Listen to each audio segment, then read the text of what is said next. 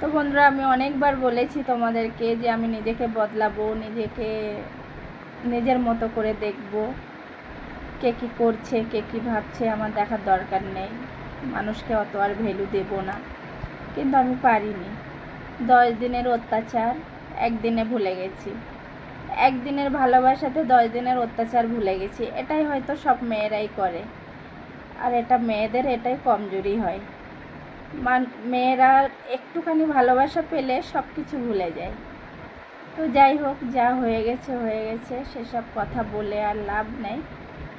তো আমি সত্যি এখানে আছি, তোমাদেরকে বললাম না, আমার একটু এখানে থাকার ইচ্ছা নেই, একদম ইচ্ছা নেই, বিশ্বাস করো। আমি শুধু মজবুরিতেই আছি। হ্যাঁ বন্ধুরা, আমি একদম মজবুরিতে আছি, কারণ আমি এখানে এখন আছি একটা মা হিসেবে। আমি কারোর স্ত্রী হিসেবে আর নেই। আমি একজন মা। আমার সন্তানের ভবিষ্যতের ভাবনা ভেবে আমি এখানে আছি। ওর পড়াশোনা চলছে, পড়াশোনাটা করুক, আমার যতটা সহ্য করার ক্ষমতা আছে ততটা করি। আর এটা মানুষ যদি ভেবে থাকে যে এটা আমার কমজোরি, তো ভাবুক, কিন্তু আমি একটা মা।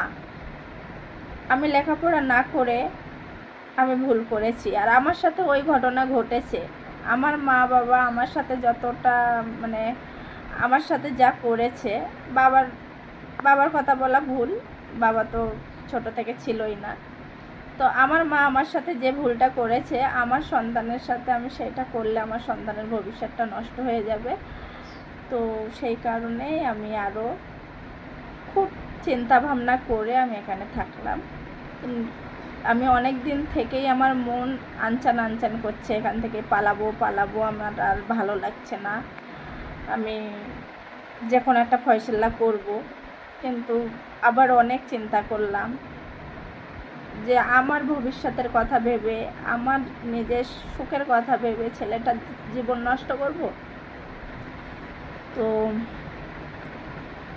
ছেলেটা আর একটু বড় হোক, সেই অপেক্ষাতে আছি।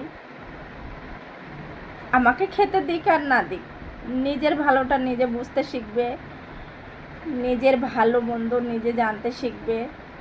একটু পড়াশোনাটা করুক, আরও 2-3 বছর করুক। জানি না কীরকম হবে, কীভাবে পড়াশুনো করবে কি করবে না, সেটা তো বলতে পারবো না। যদিও পড়তে চাই, যতদূর পড়তে চাই ততদূর পড়াবার চেষ্টা করব। সেটা ওর কাছে সব। বাচ্চারা যদি পড়াশোনায় মন না দেয়, তাহলে জোর করে তো করানো